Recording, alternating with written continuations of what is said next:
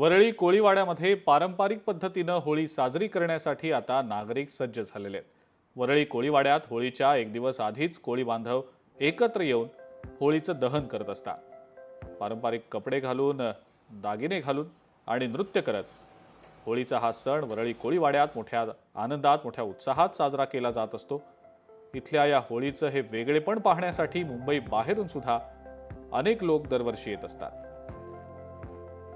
दिवसापासून आपल्या होळीचा सण चालू असतो आणि आजच्या दिवसाची ही होळी म्हणजे विशेष होळी आणि वरळी गावात ही विशेषतः एक दिवस आधी इतर ठिकाणी ज्या होळ्या लागतात त्याच्या आधी आपल्याकडे एक दिवस आधी ते होळी लागते। आज या ठिकाणी तुम्हाला यमुना नदीच्या तीरावरती जो कालिया नाग आहे, त्या कालिया नागावरती श्रीकृष्ण नाचताना तुम्हाला दिसेल।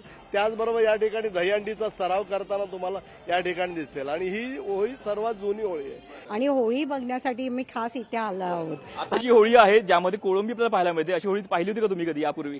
नाही, नक्कीच नाही, बिलकुल नाही। इथे गल्ली गल्लीत होळी आणि एवढ्या प्रकारे छान सजवली आहे ना होळी की मी तरी फर्स्ट टाइम बघितली। वरळी कोळीवाड्यातली होळी कोंबड होळी असते आणि ती होळी इतर होळींपेक्षा वेगळी असते।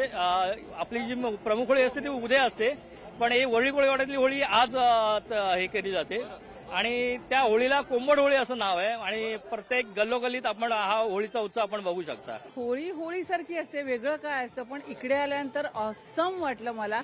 यांचे पेहराव, यांचं वागणं, यांचं बोलणं, यांचं डीजे साऊंड, यांची होळी डेकोरेशनची पद्धत म्हणजे त्यांच्या पूर्ण समाजाने ते पूर्ण लॉबस्टर, फिश आणि डेकोरेशन आणि ती होळी ही ऑसम आहे।